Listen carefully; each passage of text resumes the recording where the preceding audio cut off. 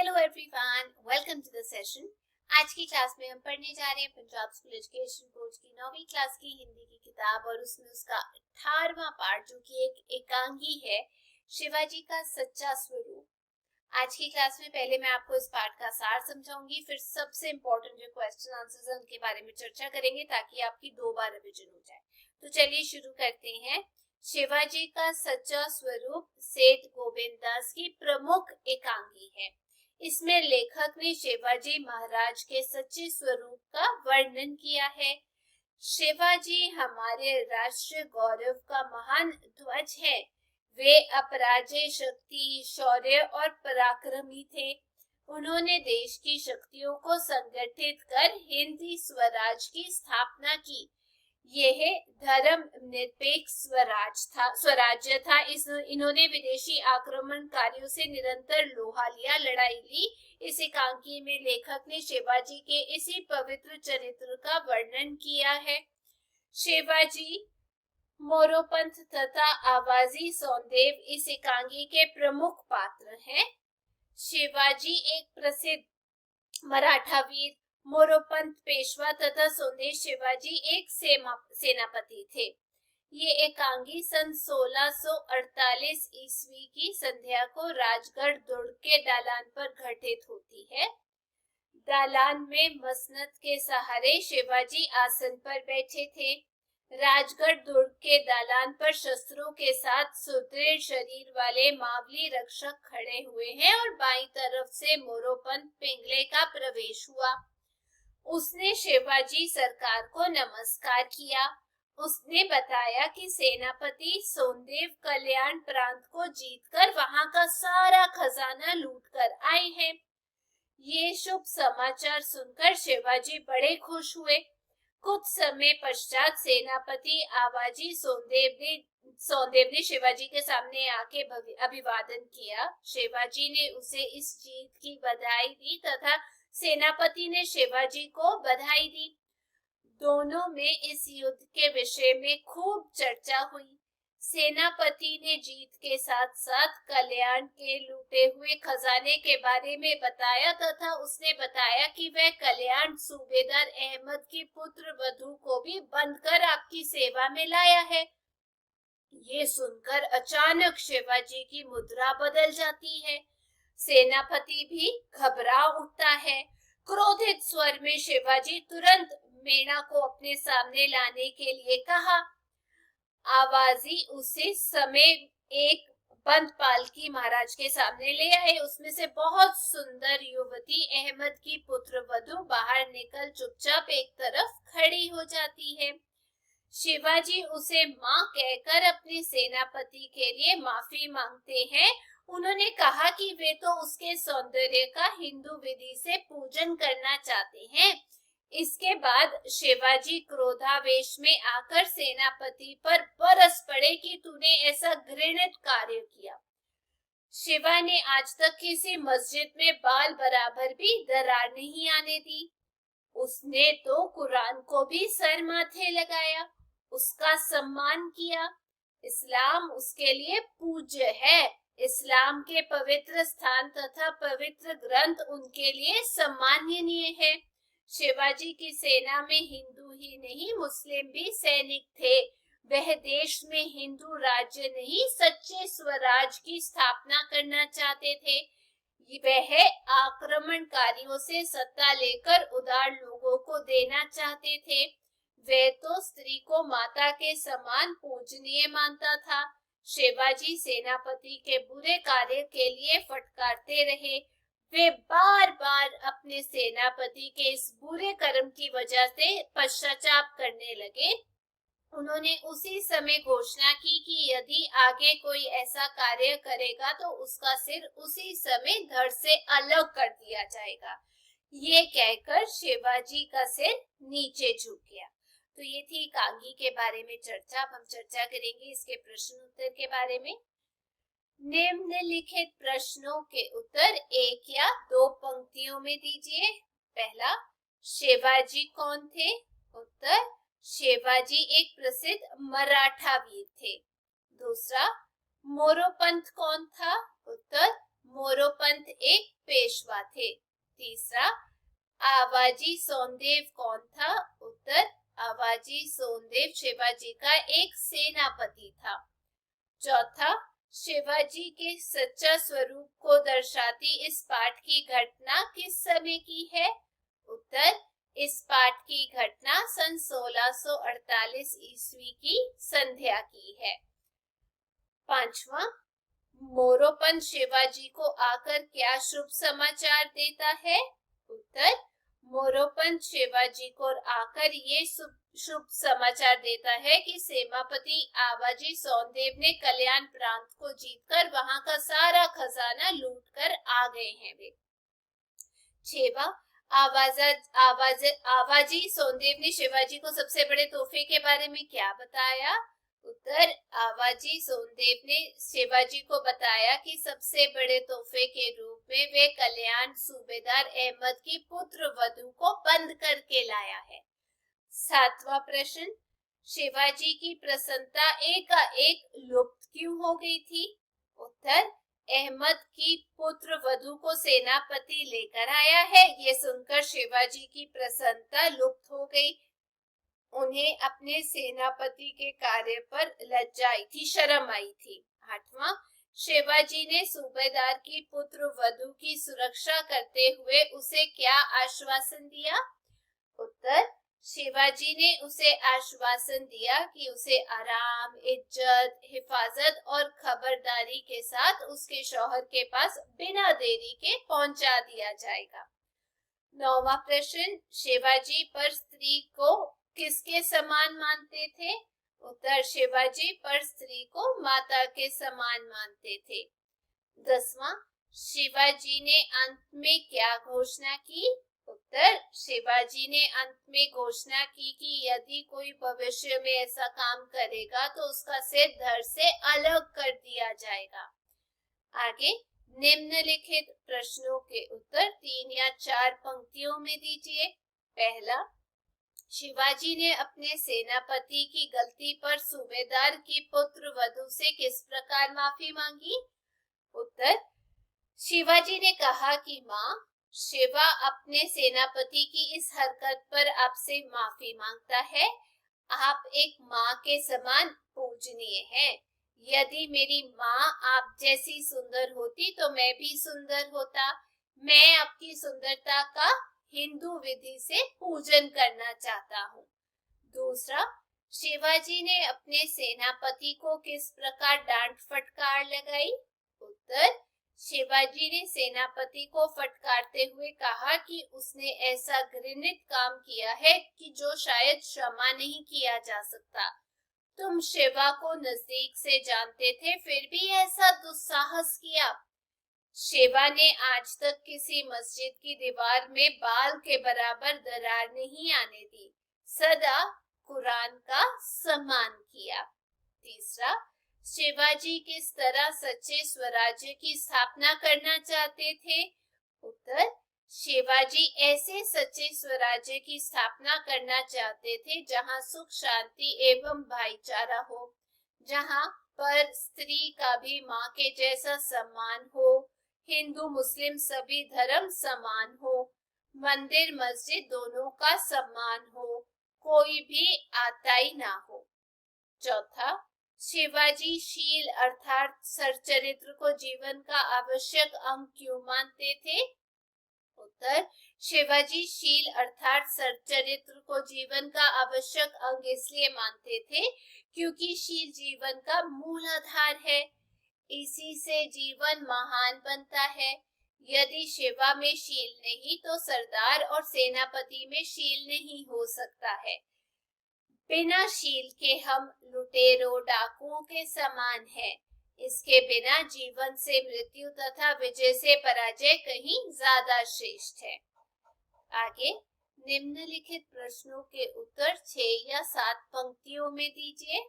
पहला, शिवाजी का सच्चा स्वरूप पाठ के आधार पर शिवाजी का चरित्र चित्रण कीजिए। उत्तर, शिवाजी के चरित्र की निम्नलिखित विशेषताएं हैं। पहला, वीर। शिवाजी एक प्रसिद्ध मराठा वीर थे। उनकी वीरता चारों तरफ बहुत प्रसिद्ध थी। उन्होंने अपनी वीरता के बल पर अनेक विदेशी आक्रमणकारियों से लोहा लिया और उन्हें खदेड़ दिया। दूसरा, चरित्रवान। शिवाजी एक महान चरित्रवान राजा थे। उनकी शीलता बहुत प्रसिद्ध थी। उन्होंने कभी भी किसी स्त्री को नहीं सताया था, यहाँ तक कि वे मुस्लिम स्त्रियों को भी पूजनीय मानते थे। नारी का सम्मान करने वाला। शिवाजी नारी का पूरा सम्मान करते थे। वे पर स्त्री को अपनी माँ के समान पूजनीय मानते थे। इसलिए उन्होंने कल्याण सूबेदार अहमद की पुत्र वधु को सेनापति द्वारा जीतने के बाद भी सम्मान सहित क्षमा मांगकर वापस भिजवा दिया। चौथा, साहसी। शिवाजी एक साहसी वीर थे। उनमें साहस कूट कूट भरा था। इसी साहस के बल पर उन्होंने अनेक आतंकियों को मार भगाया था। पांचवा, सभी धर्मों का सम्मान करने वाले। शिवाजी सभी धर्मों का सम्मान करते थे, या हम कह सकते हैं सभी धर्मों का आदर करते थे। उनका मानना था कि सभी धर्म श्रेष्ठ और पूजनीय होते हैं। वे मुस्लिम धर्म का पूर्ण रूप से सम्मान करते थे और किसी भी स्थिति में उसका निरादर करने की बात सोचते तक नहीं थे। दूसरा, इस पाठ से आपको क्या शिक्षा मिलती है? उत्तर, इस पाठ से हमें ये शिक्षा मिलती है कि पर स्त्री को सदा माँ के समान पूजनीय समझना चाहिए, उसका सदा आदर करना चाहिए, कभी भी वीरता का घमंड नहीं करना चाहिए, धैर्यवान एवं चरित्रवान बनना चाहिए, दूसरों का सदा सम्मान करना चाहिए, सभी धर्मों एवं लोगों को समान भाव से देखना चाहिए। तीसरा, शिवाजी का सच्चा स्वरूप। एकांकी के नाम की सार्थकता अपने शब्दों में लिखिए।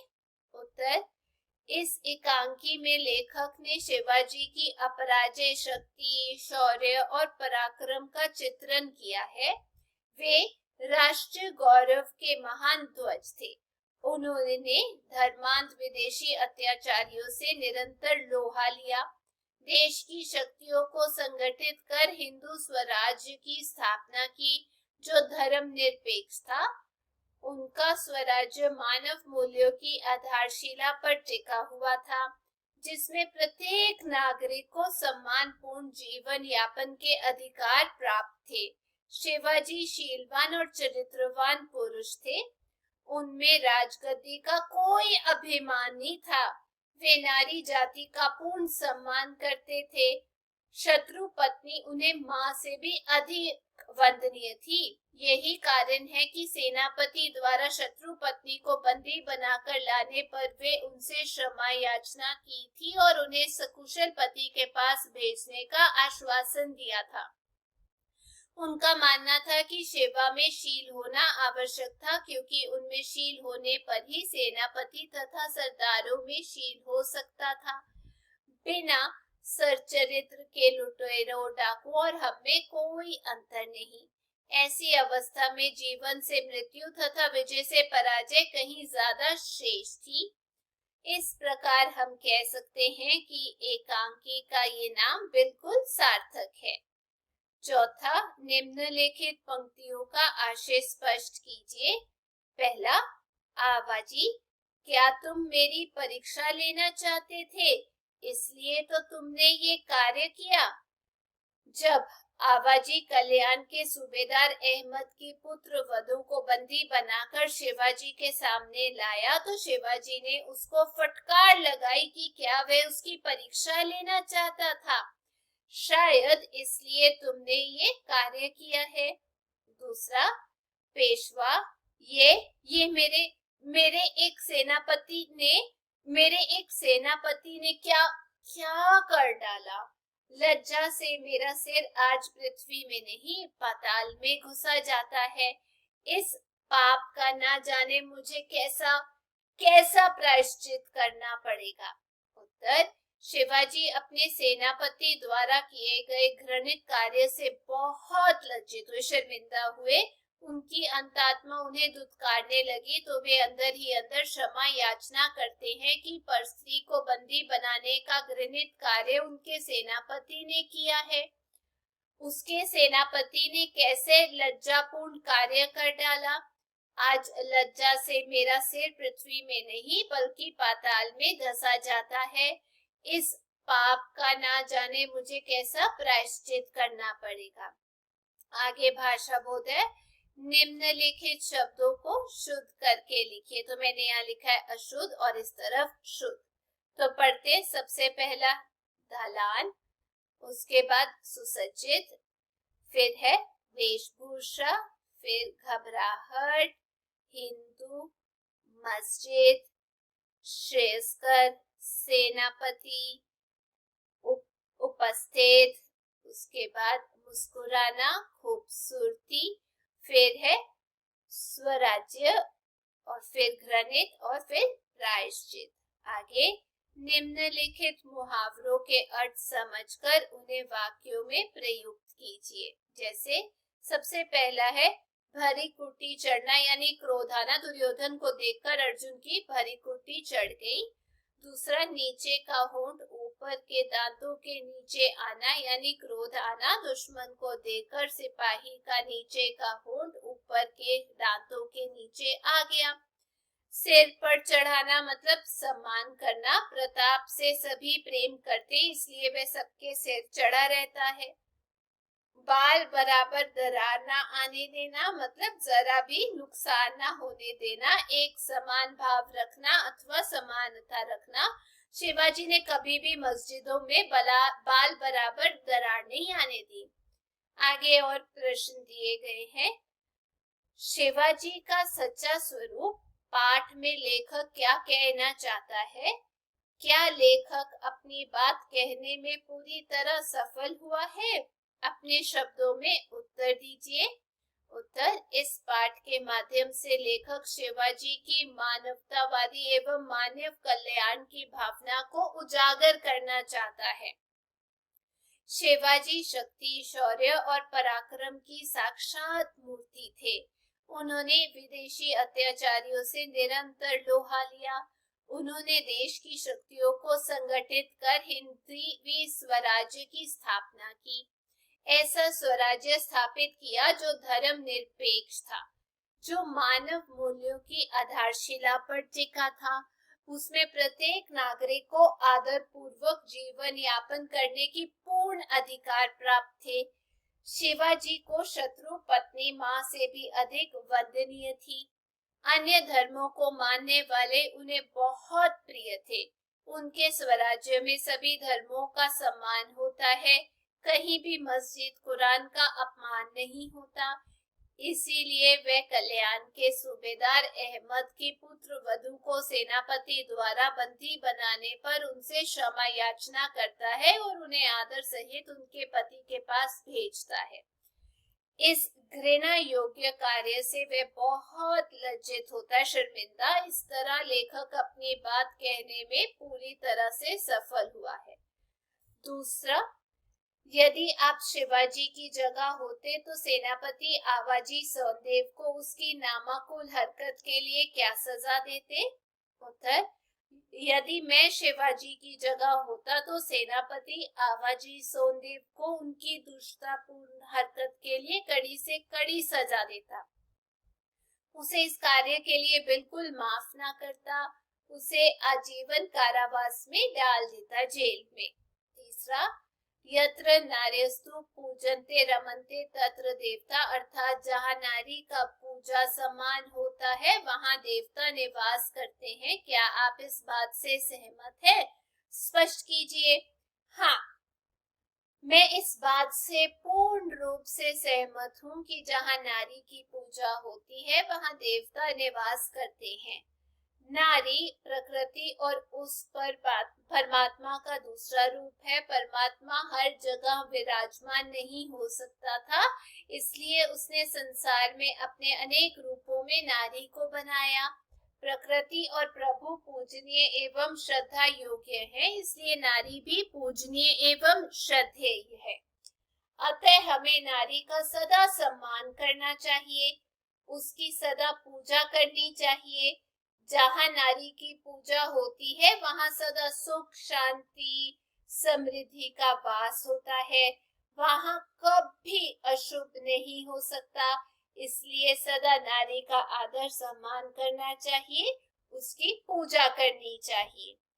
चौथा, स्त्री को छेड़ने, अपहरण आदि करतूत करने में बहादुरी नहीं होती। असली बहादुरी तो स्त्री रक्षा सुरक्षा में है। क्या आप इस बात से सहमत हैं? स्पष्ट करें। उत्तर, हाँ, मैं इस बात से पूर्णतः सहमत हूँ कि स्त्री को छेड़ने या अपहरण आदि करतूत करने में बहादुरी नहीं होती, बल्कि असली बहादुरी तो स्त्री की रक्षा या सुरक्षा करने में होती है। स्त्री को छेड़ना या अपहरण करना एक लज्जा पूर्वक शिवाजी का सच्चा स्वरूप एवं घृणा योग्य कार्य है। इस कार्य को करने से समाज में बदनामी मिलती है, मान सम्मान नष्ट हो जाता है, समाज ऐसे लोगों से घृणा करने लगता है, उनसे लोग अपना सामाजिक रिश्ता तोड़ लेते हैं।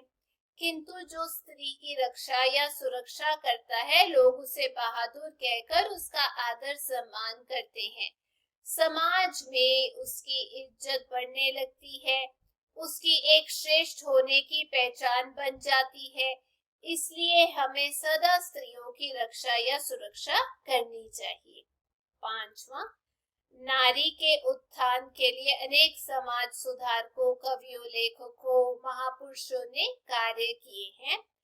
आप किससे प्रभावित हुए हैं? नारी उत्थान में उनके योगदान को उजागर करते हुए स्पष्ट करें। तो मैंने लिखा है उत्तर, मैं हिंदी साहित्य के प्रसिद्ध लेखक सूर्यकांत त्रिपाठी निराला से प्रभावित हुआ हूँ। उन्होंने नारी उत्थान के लिए अनेक कार्य किए। उन्होंने अपने साहित्य में भारतीय नारी को विशेष स्थान दिया। उन्होंने नारी को सबसे श्रेष्ठ माना है। उन्होंने विधवा नारी को इष्ट देव के मंदिर की पूजा के समान बताया है। उन्होंने नारी पूजनीय एवं श्रद्धेय माना है। आगे और प्रश्न दिए गए हैं। जैसे पहला, शिवाजी का सच्चा स्वरूप एकांकी को अपने स्कूल के मंच पर खेलिए। और दूसरा काम है, अपने स्कूल, शहर, गांव की पुस्तकालय से शिवाजी से संबंधित पुस्तक लेकर उनके अन्य जीवन प्रसंग पढ़िए। प्रेरक प्रसंगों की जानकारी इंटरनेट से भी आप प्राप्त कर सकते हैं। तीसरा, नारी अबला नहीं सबला है, इस विषय पर कक्षा में वाद विवाद आयोजित करें। नोट, कक्षा में सभी विद्यार्थियों को इस विषय के पक्ष या विपक्ष में बोलने के लिए 2 मिनट का समय दिया जाए। पहले पक्ष में बोलते हैं। ये कथन सत्य है कि नारी अबला नहीं सबला है। नारी शक्ति का दूसरा रूप है। नारी को दुर्गा शक्ति का अवतार माना जाता है। नारी किसी भी रूप में पुरुषों से पीछे नहीं है। 21वीं सदी को तो नारी सदी के नाम से भी पुकारा गया है। आज नारी ने हर क्षेत्र में अपनी पहचान बनाई है। कोई ऐसा कार्य नहीं है जिसे नारी नहीं कर सकती। वह जीवन की हर कठिनाई एवं मुसीबत का बढ़ चढ़कर मुकाबला कर सकती है। विपक्ष में, नारी अबला है सबला नहीं। नारी जीवन में केवल सहज कार्य ही कर सकती है। वह केवल घर को संभालने में ही लगी रहती है। इतना ही नहीं, वह किसी भी मुसीबत का मुकाबला नहीं कर सकती। वह हर जगह पुरुषों पर निर्भर रहती है। मैं इससे ज्यादा सहमत हूँ पक्ष से। ज्ञान विस्तार, शिवाजी के बारे में कुछ महत्वपूर्ण बातें यहाँ पर लिखी है। पूरा नाम है शिवाजी राजे भोसले। जन्म तिथि 19 फरवरी 1630। जन्मभूमि शिवनेरी महाराष्ट्र में। पिता शाजी भोसले। माता जीजाबाई। पत्नी साईबाई निम्बालकर। संतान संभाजी। उपाधि छत्रपति। वैसे युद्ध, मुगलों के विरुद्ध अनेक युद्ध किए। निर्माण, अनेक किलों का निर्माण व पुनरुद्धार। सुधार परिवर्तन, हिंदू राज्य की स्थापना, राजघराना, मराठा साम्राज्य, वंश भोसले और मृत्यु हुई थी 3 अप्रैल सन 1680 में। तो ये थी आज की क्लास। उम्मीद करती हूँ आपको शिवाजी के बारे में काफी ज्ञान हो गया होगा। यदि आपको वीडियो अच्छी लगी तो चैनल को लाइक शेयर सब्सक्राइब जरूर कीजिएगा। मैं और वीडियोस लेकर आऊंगी। Till then take care, bye bye.